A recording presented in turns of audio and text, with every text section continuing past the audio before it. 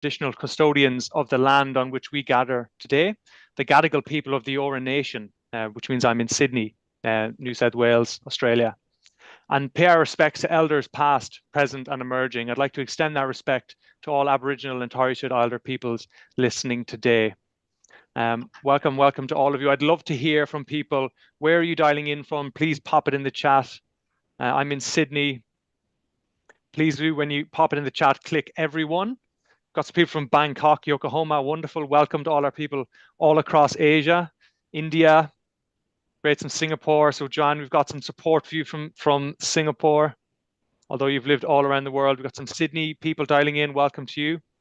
If you're in Sydney right now, you'll know that it's been raining for a week and will rain for another solid week. So it's enough for an Irishman to put a jumper on. And so that will tell you just how dire things are in this city, which is one thing they never tell you actually in the brochure, is that it does rain here. Welcome everyone from Adelaide. So for today's session, there's a couple of little housekeeping pieces just to keep us on track. Big ones for us are use the chat box to ask your questions and just make sure that you actually select everyone. There's also a Q&A function that you can put your questions in that we'll be able to access and see. And so there will be lots of opportunity to hear back from questions from David and Joanne today. We'll have Q&A at the end as well. Grab a pen and paper, right? So at NLI, we're all about the brain, and we know that writing things down helps to encode the content in long-term memory, right? Using that content. Turning off your notifications to make sure you're present. Our brain cannot multitask, but that's a myth. We just tend to switch between things, and that's very energy hungry and attention sapping. So help your brain to focus and just enjoy the learning experience. It's a wonderful opportunity to get to listen to two thought leaders in this space. And I hope you enjoy it as much as I will. First person to introduce and first organization is the Neuro Leadership Institute. So if it's the first time that you're ever hearing about the Neuro Leadership Institute, why are we so unique? Is because we're fascinated by this idea of how do we make organizations more human and high performing through science, right? We do our own research. We look at the best research from across the globe, bring the best thinkers together. We actually publish our own research as well. And so we've got operations all around the globe. And under the leadership of Dr. David Rock, we've advised about 27% of the ASX 200, that's here in Australia, about 75% of the Fortune 100 across America. And we have a growing and kind of steady presence all across Southeast Asia and in Singapore as well. And so our first speaker today is Dr. David Rock. So he's one of the most influential voices in leadership, really known for this being a pioneer at the intersection of neuroscience and leadership. He was one of the first people to put the two of these together, and he actually coined the term neuro leadership. And he's authored influential books like Your Brain at Work and Quiet Leaderships. They've made a massive difference in so many people's lives, is teaching you how do you get this brain of yours working at the best, and how do you help other people to do the same. Next speaker is Joanne Hor. Joanne is the Chief Learning Officer for DBS Group, and she brings about 18 years of experience all across HR, resourcing, talent management. And she's worked at HSBC, Citibank. She's worked all across the globe, Dubai, Hong Kong, London, Singapore. She holds double degrees, Bachelor of Science and Bachelor of Social Science from the National University of Singapore. She's a practitioner in executive coaching. And most importantly of all, she has completed the brain-based coaching with Neuro Leadership Institute, which I'm sure she will agree is her top qualification. And so DBS, if you haven't heard of it before, is one of the most iconic banks in Singapore and in Asia, continues to garner numerous awards, world's best bank for corporate responsibility challenges. And what's next? What's big in leadership, learning, innovation, AI? And then any questions and announcements. So without further ado, I'm going to hand over to you, Joanne. Please take it away.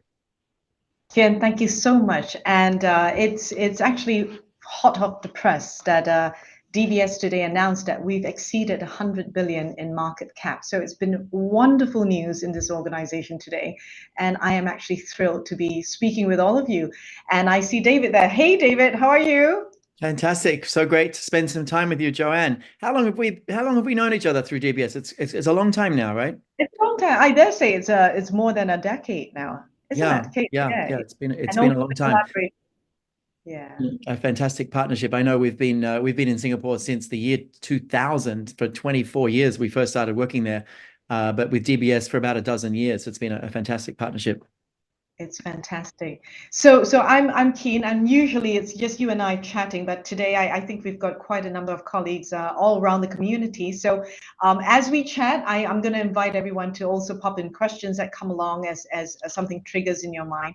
But perhaps if I may, David, I'm going to kick it off with a question for you instead. Yeah. Yeah.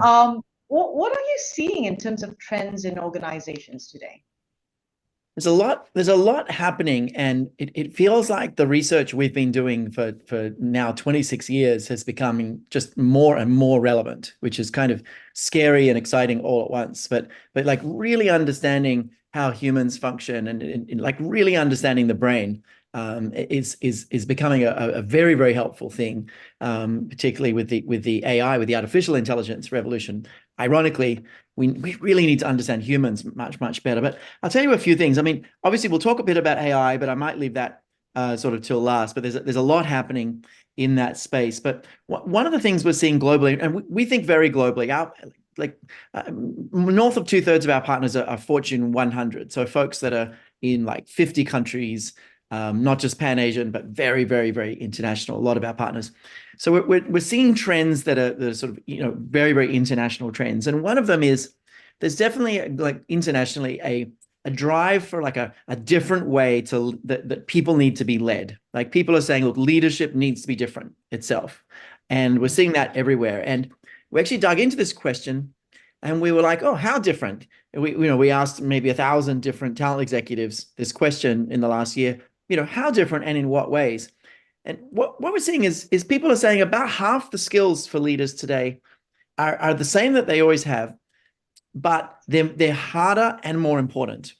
Like you've always needed to be able to kind of understand people and motivate them individually, but that's now harder to do if you're not seeing everyone and everyone's more stressed, but actually even more important as well, right? So the sort of foundational leadership skills have become more important and more difficult to do. And then there is these new skills, like obviously thinking about AI transformation, thinking about supporting, neurodiversity in the workplace, thinking about supporting employees who are really struggling with burnout and overwhelm, thinking about, hybrid work practices. So there are all these really different skill sets, and we haven't had such a big suite of new skills for quite a while. So leadership itself is kind of being challenged, and companies are saying, look, we need to really update our model for what a leader should do, should be, separate to how they're trained. But we kind of need to rethink the whole concept of what a leader does. That's one, really big trend. And I guess sort of tying to that is the way leaders are being developed. So leadership development itself, right? Because we went from sort of, the offsite retreat before the pandemic, like we're going to take everyone for a 2 or 3 or 4 day retreat somewhere. That was sort of the main model for leadership development. That obviously got put aside in the pandemic for 3 or 4 years, and then coming back, that hasn't really made a big comeback. Companies are kind of experimenting with different things, but there's some really big changes happening in the way leaders are being developed, and we're innovating in some really fun ways. I'll come to that later. But I think there's an opportunity to really rethink the approach to developing leaders, not just what they're supposed to do, but how you actually develop them. And there's some ways of following the science there. So those are a couple of big things. Also seeing, because I guess of hybrid work practices, we're seeing this big resurgence in the question of sort of how do we manage performance. And I know this is maybe the case at DBS, but a lot of organizations are saying, look, we don't need a performance management system, which is sort of, how do we pay people and how do we sort of know what the talent is? We want a performance improvement system, right? We want a system that actually doesn't just tell us who the talent is, but helps the talent be better. Right. And that's a really different system than most standard performance systems, which are kind of about sort of tracking, right? So developing is really different to tracking. And we're seeing this trend, and we're, a lot of companies asking us, like, how do we make that transition to a high performance company and have our performance system kind of support that? And interestingly, everyone always goes straight to like, oh, we need to shift the way we pay people, or, we need to set different kinds of goals. Those two things are sort of the most tangible and obvious levers, but they're not actually the most important or powerful. Our research suggests that like improving the quality of conversations people have, Right. like day to day, is much more powerful than like paying them differently, which sort of people think about very rarely. So it's interesting. It's interesting. Everyone sort of goes, "Oh, we need to change how we pay, or we need to change our rating system, or we need to set different goals." But what it really is about is getting managers to have better conversations day to day with their people around, expectations and how to motivate. So it's kind of gone back to that continuous performance management thing. That's really the way to improve it. Now, maybe we'll talk about this some more, but that means managers need to be more coach-like. They need to be, better coaches, right? Not just like, not just discussing performance, but improving performance. Really just needs a really different skill set. So that's a big trend. And there's a lot to say about that. Maybe if we can dig in, but then the other one, and maybe this isn't as relevant in Southeast Asia as it is in North America and other places, but diversity, equity, inclusion went through a sort of big, spike, obviously, in 2020, and it kind of kept going for a while. It was sort of, we've been tracking the trend, and we did some analysis. It was sort of always going up. Like the interest and spend and kind of awareness of DEI was going up pretty steadily for a long time. It went up really fast in 2020, and a function of obviously the events in North America, but also the sort of overall rawness everyone was experiencing, internationally. So we were more sensitive to human needs, for some time, and so it went up, and now everyone's thinking it's gone down. But that's actually not what's happened. What we've seen is many companies, about half of the companies, are actually continuing to increase their investment. And there's only a small percentage of companies who are decreasing. But instead of it sort of going like that, like it was 2020, it went sort of like that and that. And now it's still actually going faster than it was, right, before the pandemic. So the curve is actually steeper than it was pre-pandemic, but it feels like it went backwards because it's not as steep a curve as 2020. So there's definitely a lot of energy and investment around inclusive cultures, and now we're seeing a push into neurodiversity in different ways. Supporting people and undergoing mental health challenges is coming back. So there's definitely that sort of shift. And what is happening, and particularly in North America, because of some of the sort of legal discussions and debates going on, is companies are trying to integrate DEI into their core, like, definitions of leadership, core practices, rather than having it be a sort of separate issue. They're trying to integrate it into their practices and into their programs and into everything, right? So it's not this like thing that can be cut out easily. And that's a good thing. If you like, people should be conscious of bias around, where they put their money, as well as who they invest in, people they invest in, right? As well as financial investment. So we should be aware of biases and be working on being less biased across the board, not just around hiring. And it's good practice to address bias. So a lot happening in DEI. I'm giving you sort of a lot of different topics, but the sort of DEI is a big one. Performance management is a big one. Leadership development, some issues. What are you seeing around some of those things? And then maybe I'll talk about a little bit about AI. Yeah, well, most definitely, David. Everything resonated, right? You talked about the way the world has changed and the ways of working, right? Particularly with COVID, and also the emergence of generative AI in the last couple of years, which is exponential, isn't it? So that was quite something that organizations, including DBS, we have been grappling with.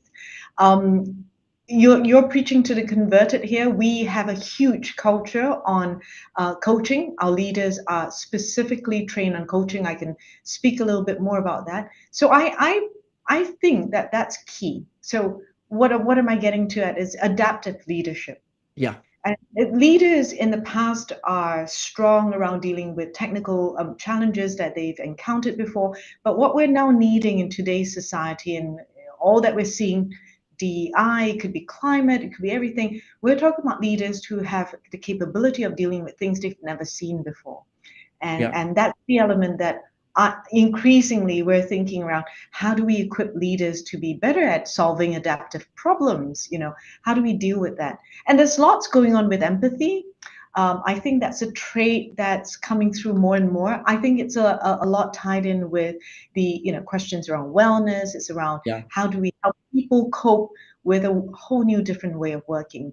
I know you touched a little bit on around connections. If you're not seeing each other so much, we're doing this on a virtual setting. Are we having connections with people, with humans? And how do we continue to leverage that? And it's all about that human connectivity in also effective leadership as well. It's interesting you bring that up, actually, because we've just been studying that question. So a number of HR leaders came to us and said, help me explain to my boss, to my CEO, that just forcing everyone back into the office isn't necessarily the answer for people not feeling connected. And we started on this journey. Now, sometimes, particularly in a banking environment or regulatory environment, it's important to have people together. But for most organizations, some kind of hybrid mix seems to be better overall than other things. But what we found is that everyone sort of thinks that connections is about being physically connected. We saw there are different types of connections. There's the connection people feel to their organization's purpose and work, right? So you feel proud of the work that's happening, right? You align with the values of the organization. So there's a connection to the organization. Now that's completely independent of whether you're in the office or not.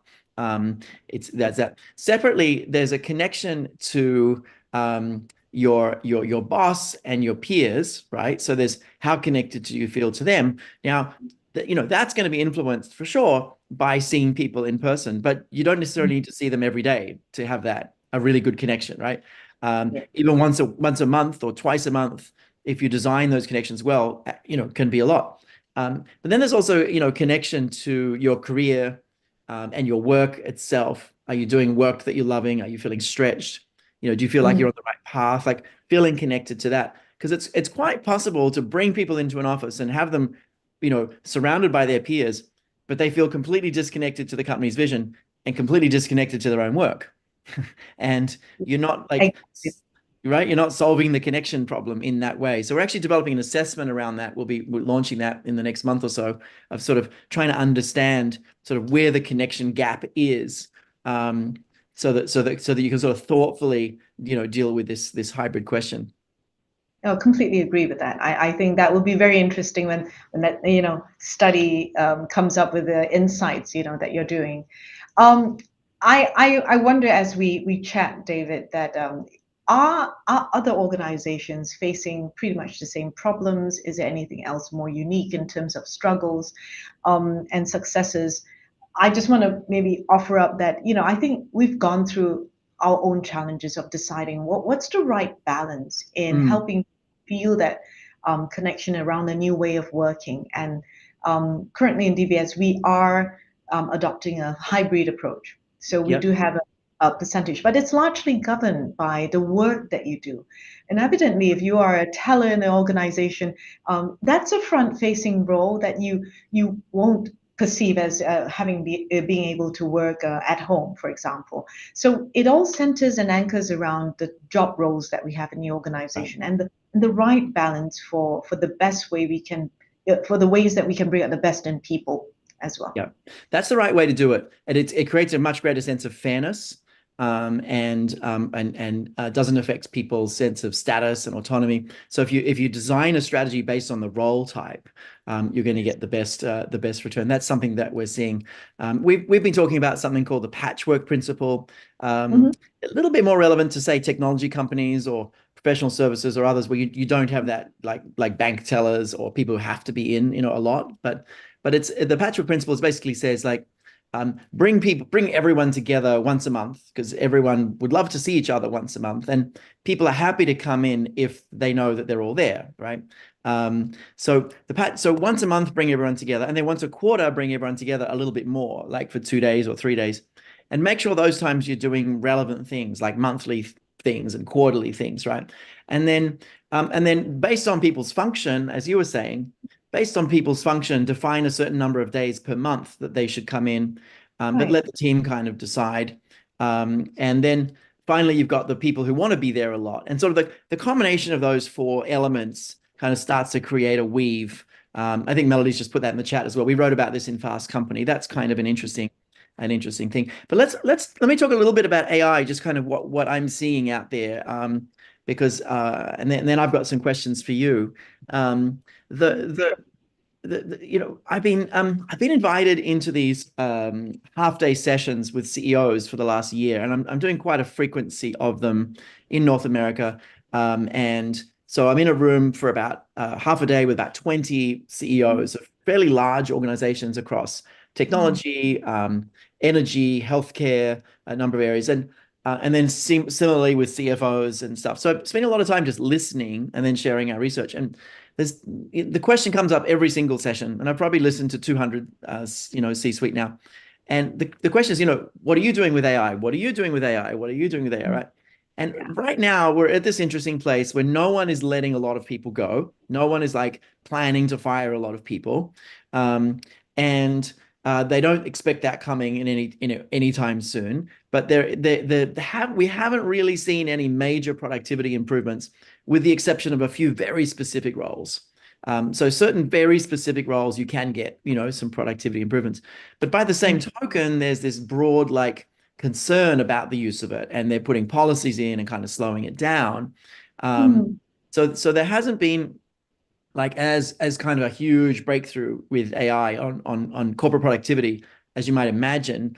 It's also not that cheap to power up every single employee with, you know, $20 a month or something of you know, usage of these tools. So it's being introduced cautiously.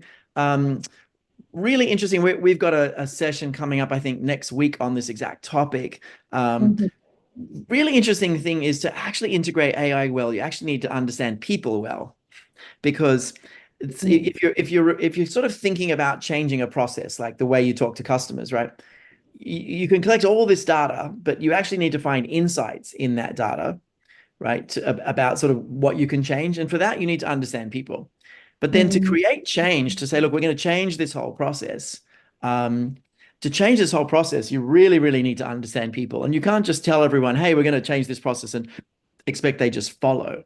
So you know, we had this really interesting case with a doctor who he started putting a black box recorder into the operating room, and with it powered by AI, and they were able to collect 1 million points of data per day to try to like streamline, you know, safety and wellness, and, you know, not have the accidents, right? What they found is 1 million data points a day per site, right? It was, you know, really adds up. Without AI, there's nothing you could do. But with AI, you still need really good theories to base your kind of queries on. Like, what are we looking for? You know, they've got 20 sites. Just one day is 20 million points of data, right? One week is 140 million points of data, right? And it's like, so you actually need a really solid theory of what you're looking for through understanding people. And then the harder thing is actually, once you even have a theory and you find it in the data, is actually creating change. Like, how do you get people to do things differently? So interestingly, one of the things they found in the data was that the most dangerous situation in an operating room was people basically being quiet. So there was almost always, when there was an accident that happened, the room was very quiet for some time before that. Like, people just weren't speaking up, they weren't sharing. So there wasn't a feeling of psychological safety. So that preceded most of the incidents that were regrettable, was a lack of, just literally a lack of interaction between people. So but then how do you change that, right? That's the interesting thing. How do you actually get in and help people to do this? It's not just a case of, you know, have a blaring alarm go off when there's too much quiet. That might help, but it might just make people even more anxious and speak even less. So you really need these human insights to create these changes around this new technology, which is a really sort of fascinating and ironic situation. I think what you're saying resonates completely with us. I don't perceive, and I'll speak also a little bit about the organization and share a little bit in the community here. I think AI has been with us for quite a long while now. Generative AI, that's a lot more recent. And even as we were coming to understand AI, the banks like DBS, we've endeavored to understand it, to understand how it could be of help to us, how it could aid us in, you know, all manner of ways, in improving the quality of life, improving all sorts of things. And and that for that reason, DBS has actually gone on a journey of introducing digitalization. We've gone on a long time in educating people around how we can use AI to, to great effect, and to generally lift our effectiveness. It can be at home, it can be at the office. I think that understanding is important to how we approach the change process. If we understand how it benefits us, how we can leverage that to improve on things, to build a better quality of life, then the natural process of change or influencing change becomes a lot easier. And that's, you made some comments about that. The SCARF model, you were alluding to that, the status, autonomy. How do we then understand the right way to approach change with people? Right. Right. That is key, and that's what we sort of within the organization, and part of my Leadership Institute, we do a lot of that work to enable managers and leaders in the organization to approach that aspect in the best way possible.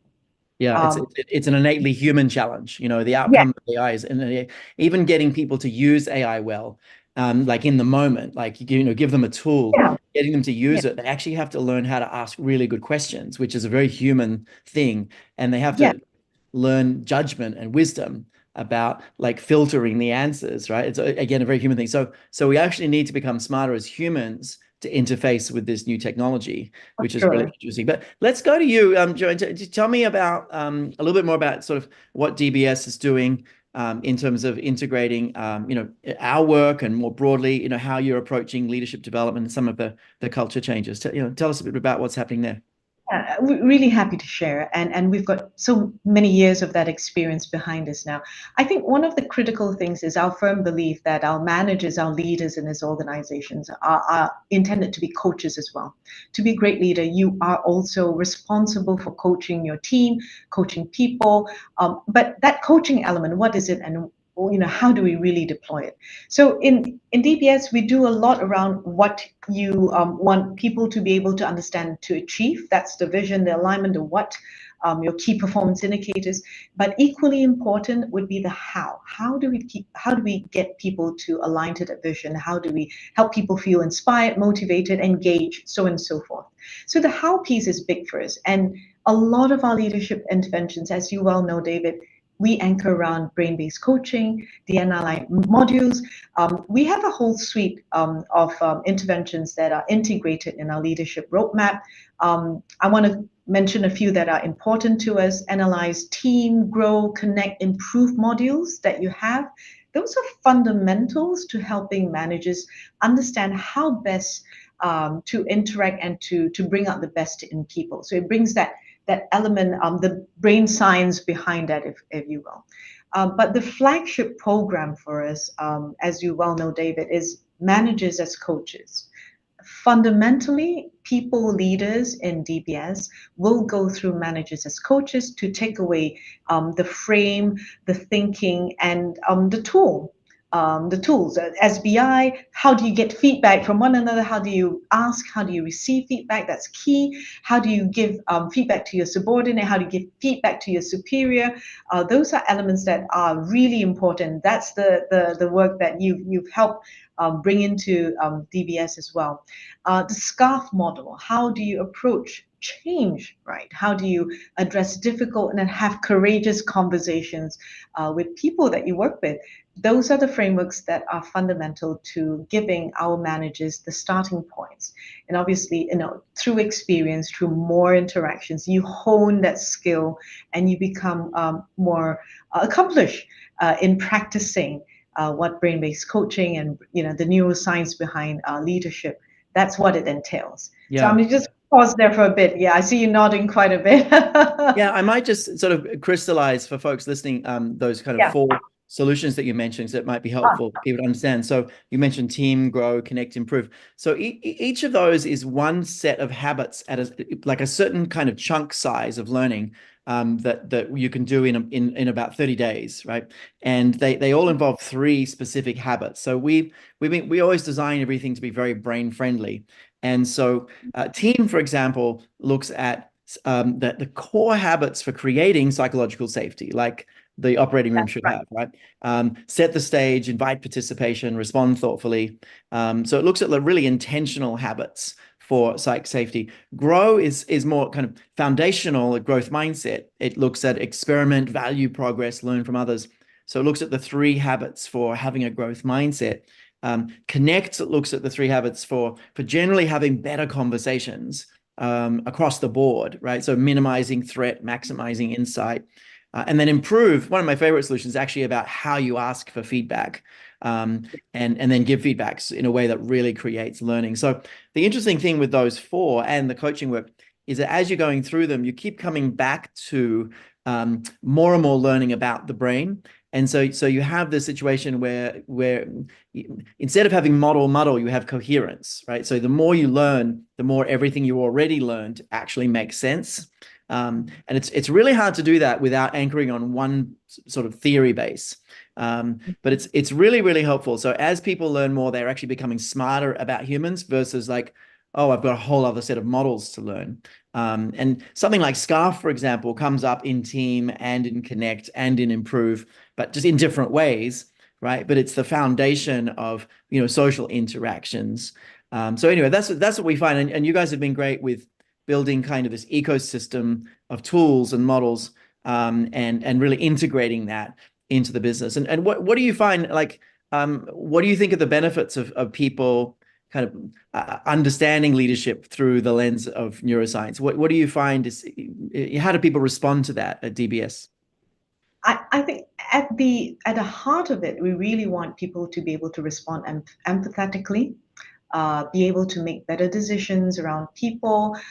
Those are the benefits that we want our leaders to reflect. But I want to draw a connection between why these solutions, how does it link into the organization direction? I think what organizations need to do is to be able to use these wonderful foundational concepts, right, around neuroscience, and weave it with the organization's values, corporate mission. If there's coherence in that, you'll start to see magic happen. And what do I mean? DBS has a value of being relationship-led. That's our corporate values. We believe in that piece, and we want to have good relationships with internal customers, external customers. But if you think about relationship, what does that really mean? It requires you to be able to connect at a human level. It requires you to be able to, hey, tell me feedback. Tell me how I can do better. I'm interested. I'm genuinely wanting to have a growth mindset. So you've got to link your organizational values to some of these wonderful pieces that the Neuro Leadership Institute does. And that's how you bring out the best in people. So because we have values, they're very clear. We are weaving all the solutions in alongside these values. That's how we bring out the best in our leaders, right? So that's how we think about that, and that's how we execute on that. So I think, again, you mentioned, what are we seeing? How do we know leaders are doing a good job? I think that's the other piece. How do you measure the value of having all this brain science in our leadership? I guess any one of us here in the learning community will sort of identify it's really tough to have that direct correlation to ROI, perhaps. But we do look at the system. We look at generally how happy the employees are, how engaged they are, look at the retention rates. Those are indicators, I mean, a large data set that inform you, how are our leaders doing? Yeah. How are they influencing the employee base? How are we doing in terms of the business health? Those are the elements. So you have to look at it as a whole system. And that's how we've been trying to look at it. And we've been continuing the work with NLI for so many years because we believe in that. We see it come alive in the way that, the business is doing well. Teams are, faring well, the retention is high, attrition is low. So those are the combination of factors. Yeah, fantastic. No, the business is doing very well. I'm always really inspired by how much everyone at DBS adapts so quickly. Like the business responds to trends so fast, and is really leading, right? Growth mindset. It is a growth mindset. You're like I'm just noticing a signal in the market, and then I hear from you guys, and you're already acting on it. You're like already built something. It's really fantastic to see, and I do think it's growth mindset. I do think it's this willingness to experiment and try things and kind of keep that open mind. It's a really powerful thing. Actually, I was in Singapore a few months ago, and I met with another organization, Becton Dickinson, BD, and classically a very sort of structured environment, a medical company, medical supplies.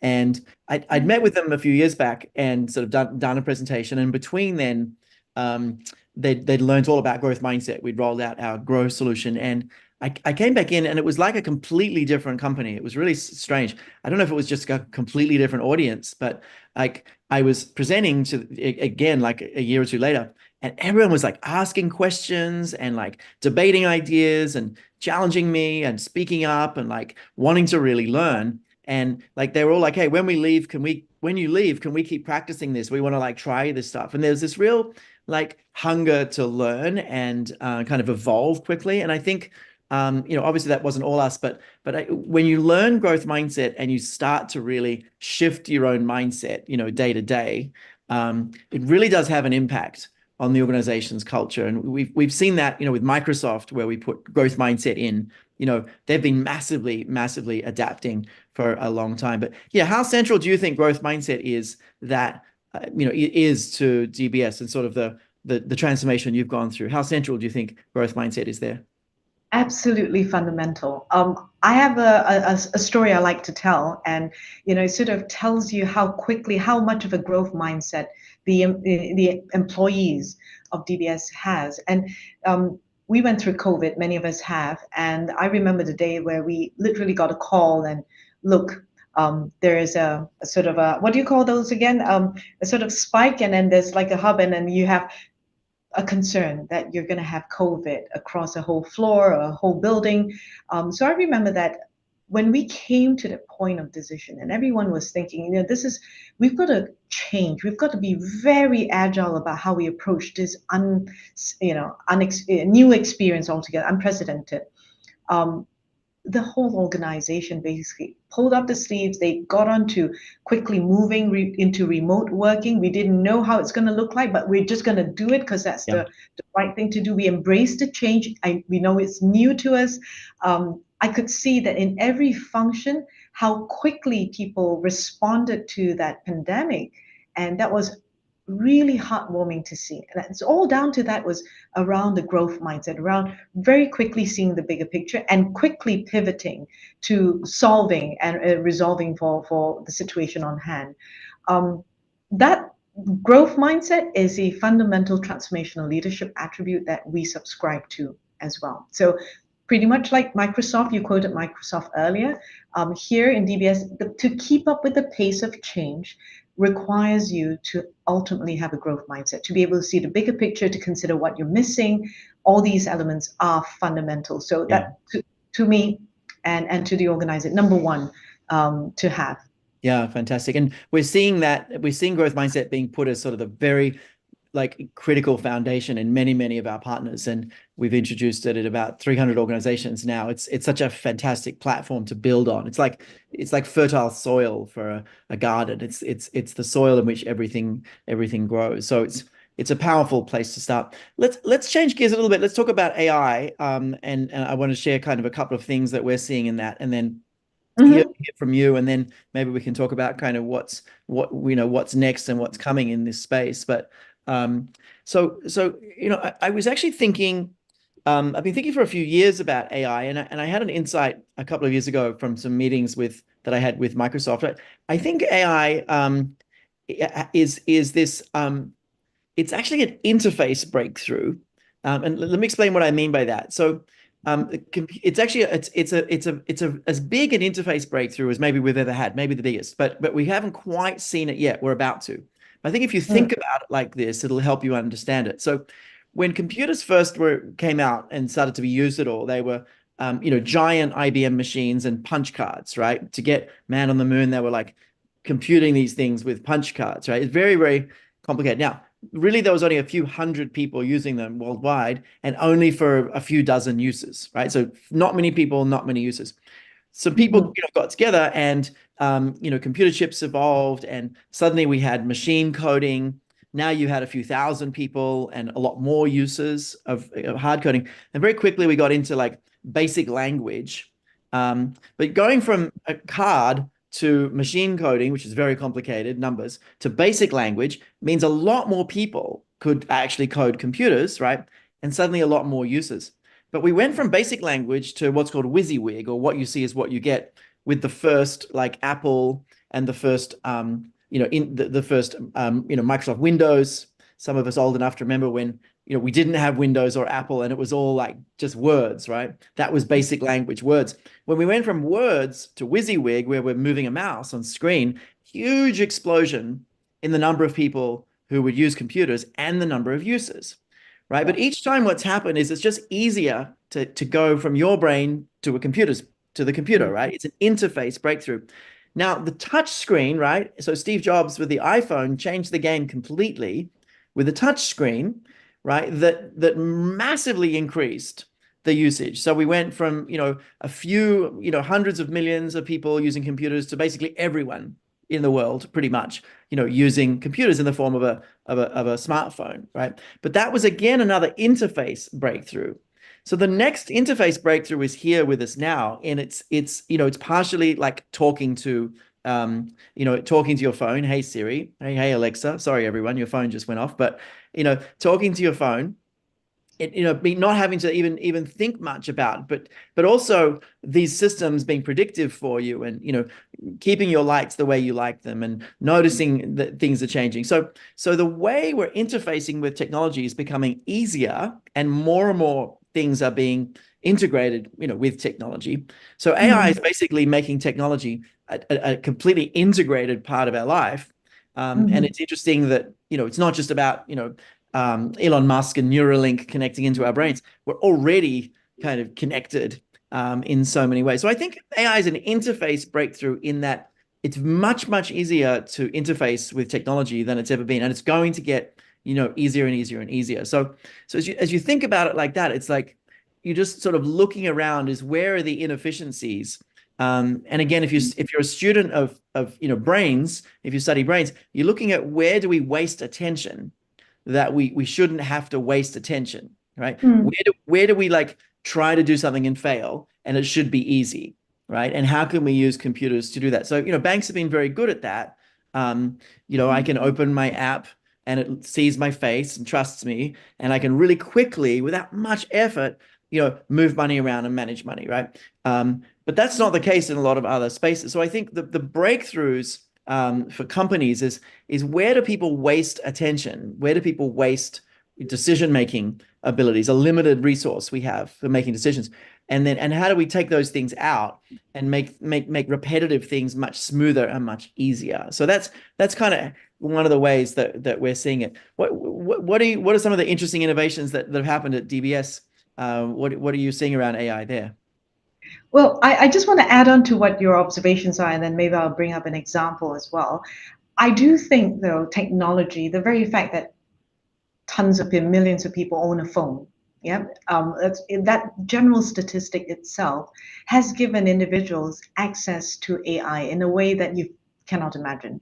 I mean, in the past, if we didn't have those, regardless of interfaces, so I agree with you. I think interface is one element, but just merely having that technology in your hands or in your iPads and all that element itself has given everyone access to using AI. I think firstly we should acknowledge that. To the question around DBS, how are we using AI? We've been incorporating AI solutions into the way we recruit, we hire. Like you say, where do we waste attention, or whether we could perform a task in a more efficient way, we've been able to use AI to help us on that. And that's been our journey. We have multiple journeys. If I had to single out, one or two, it won't give it justice.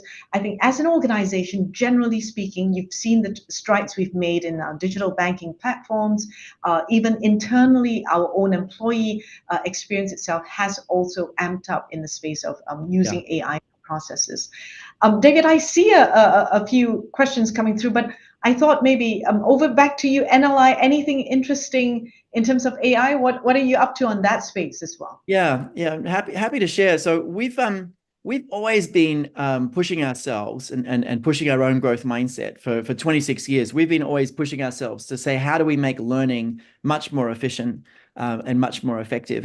And so those solutions I shared before, like Grow, Improve, Connect, we built those. In the last 10 years, we built those, and they're these very light but very powerful 30-day experiences, or a little bit of learning every week for these 30 days. So we innovated in that way.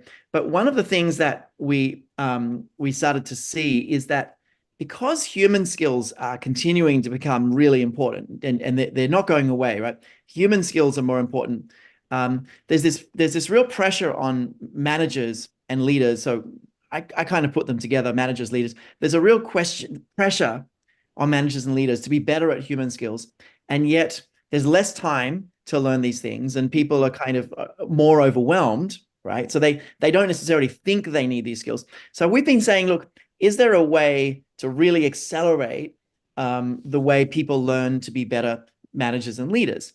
And how do we do that digitally, right? So we've kind of got two solutions to that we're sort of linked, but now we're unlinking them as well. So the first thing that we did is we had a big insight from building a lot of custom solutions that there's a very large set of people skills in common for a first-time manager, a middle manager, and a senior manager, that they actually need the same people skills. They just need to use them in slightly different contexts, right? Like you mentioned, empathy, understanding other people and motivating individually, right, is really important for a frontline manager, happens to be really important for a CEO as well.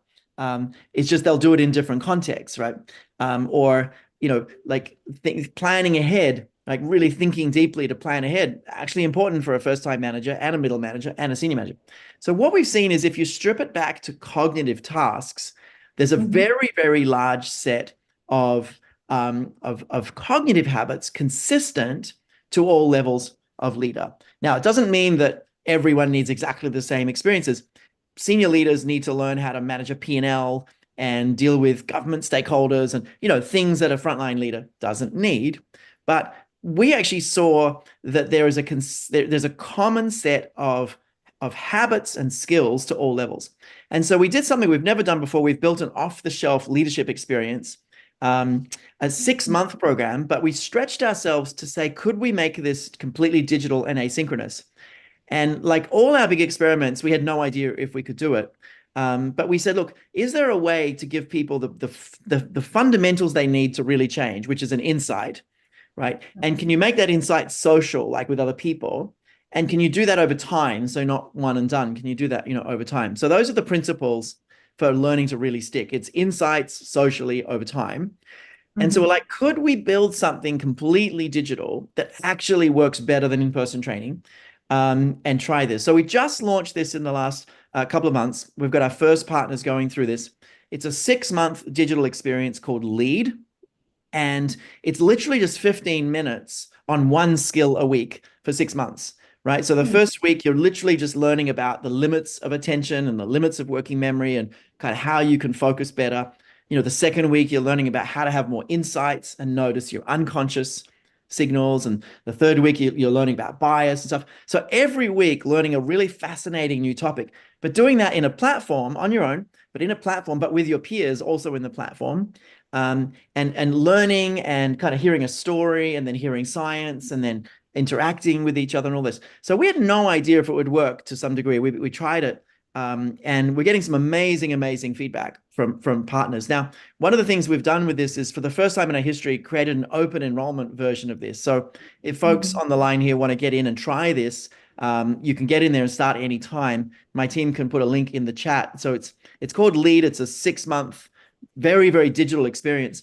In our partner organizations, we'll add some virtual real-time sessions maybe to kind of gather people, and maybe in person and stuff. But anyway, so that's what we did. But along the way, and I just saw the data today on this, by the way. I want to pull this up. We had no idea if this would work, and I'm going to find this. We just saw the data of measuring how many habits people actually were setting as a result of this, like what was really sticking. And it actually blew me away. I'll show you, see if I can get it up in time. It really blew me away. It was something like 80% of people were applying, I can't find the exact data, but about 80% of people were applying the habits that they've learned at least twice a week. So they had learned new habits, and most people were actually applying these. And a slightly smaller number, like 60%, were applying them 3 times a week or more. So people had learned in a completely digital environment much better habits for managing themselves, mobilizing others, and driving results. So we're excited by that. We think there's a way to do very scalable, much lower cost leadership development. So you can now get this to the whole of the house. And by the way, where it fits with the kind of work we've done with you already is underneath it. It's like a foundational program, and then you can go and double click on grow and double click on improve, etc. So it's kind of a foundational program to get people started. Now, let me get to the fun part, even though that's fun. The really fun part is, while we're doing this, we said, we said, look, the cohort needs a coach to support the group, right? So you do it in a cohort with other people, right? The cohort needs a coach, and so we put a cohort coach in, like someone who can kind of nudge, and then we're like, hang on, the point at which people can really learn things as a leader sometimes is right when they have a challenge, right? Going back to reducing the attention, bottlenecks. What if there was a way to give people a coach in real time that they could, 24/7 on their phone say, hey, I have this challenge, I'm having a conflict with this employee, what should I do? Or I'm really struggling with overwhelm this week, what can I do differently today? Or, how can I run my meeting differently? It's just taking forever. And so we had this crazy idea. We thought, we've published thousands of pieces of content, so much research, so many, built so many training programs. What if we could put this into an AI and train the AI to actually interface with people and answer questions? And we did it. We just, we're sort of in the final beta stages. It's actually going to go live in some partner companies literally in May. And so we put everything in so that it's going to answer questions for you based on understanding the brain. So based on understanding the limits of our capacity, based on understanding SCARF, based on understanding growth mindset, understanding, bias and seeds, and all these insights about the brain, it will actually answer questions for you based on really understanding the brain. So it's not just artificial intelligence, it's neurointelligence. And it's a leadership enhancer, not a leadership replacer. So we call it a neuro-intelligent leadership enhancing system, or NILES for short, NILES. And so NILES went live, and we've been asking NILES questions all along. In fact, I just asked NILES right now, I'm going to share screen, a fun question about banking and AI. But see if you have a question for NILES, Joanne. I didn't prepare you with this, so it's going to be a real question. I'm going to share screen. I asked NILES, how can AI help a bank be more effective? And let's see what NILES says. Enhance customer service, sort of relatively obvious, fraud detection and prevention, right? Personalized banking experience, so that's a good one. So yeah, that's sort of a generic answer. Let's ask Niles something more specific. What's a question you'd like to ask the smartest brain coach in the universe? Joanne, anything coming up for you, or anyone else in the group also? I'm just double clicking into the chat because I did see a few comments come in. Let's see what we're going to ask Niall. Yeah. Actually, I was curious. You did say, how can I handle a difficult employee conversation around coming back to work? Can we try that? Yeah, absolutely. Write me an email to send to someone who is struggling with the idea of coming back to work, right? Sure. Or coming back to the office. Yeah. We talked a bit about that. I'm sure we're a bit curious. You'll see my bad typing. So it's not just what should I do? It's like actually write me an email about it. Oh, wow. And I just put in the chat, by the way, askniles.ai and askniles.com. We're doing it free for a while for individuals to kind of trial. But if you click on that, you can register. In a couple of weeks, you'll be able to get access to it. Let's see what Niles says. Write me an email, send us coming back to the work in the office. Let's see what Niles says there. And another one, let's get another one ready while we're thinking. My question is, why do I need to attend a course with a human when I can talk with you? That's a great question. That's great. Let's see what other questions will come up. Here we go. Okay, so acknowledging your feelings and concerns. We value well-being. So it's in this case, it's proposing a conversation to kind of dig in. It's not trying to like, answer someone right there and then. Right. Let's come together. So that's actually the right thing to do. You don't want to like just send an email to bully someone. You actually want to have a conversation. No, I was thrilled that this emails come out with the proposal to get someone in face to face to have that connection to talk about a very difficult conversation. It's not about here are the pros and cons of coming back. So yeah, I think that's very good. So I'll try one. What's factors? And I haven't tested these questions, so anything could happen when managing a hybrid team. So let's see what comes up there. But folks can ask otherwise. We've got a couple more minutes. We'll ask maybe 1 or 2 more questions before we wrap up. But folks are welcome to register. If you go into askniles.ai or askniles.com, if you can't get into AI, it's the same place. You'll be able to register. You'll get access to this in the next couple of weeks. We're opening that up for people to try. Let's see what Niles says. Do you have another question, Joanne? Well, I'm just spotting and having a look at all the other questions coming through the webinar. I think my observation on this is, David, this is really exciting. I think it'll be most useful to organizations that do utilize neuro leadership, courses. Evidently, these are concepts that are important in some of the interventions that we have got. So this makes perfect sense. It's recognizable to our leaders who have gone through it. The question is really, how useful is it for organizations who don't yet have that fundamental or those base concepts? We think it's actually going to be quite useful. One of the things we're imagining is weaving in a company's own talent philosophies and values and HR practices and having that there alongside, like, here are the best brain-based ways of interacting. So what we're imagining is people being able to click in. So we might introduce something like SCARF, and actually you'll be able to click into that and learn more about it. Right.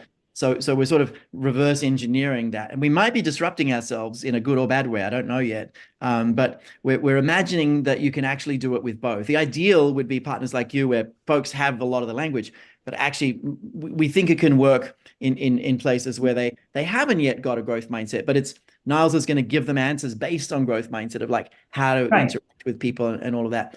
We do need to wrap up. I know Kian has some follow-up things. There's a poll just come up in terms of sort of how we can follow up with you. Joanne, any closing comments, reflections on everything that we've covered before we hand back to Kian?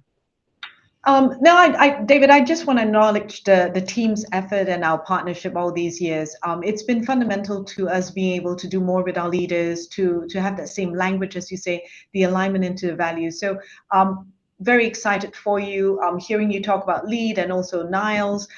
These are obviously new solutions as you continue to, look at the advancements and keep up to date.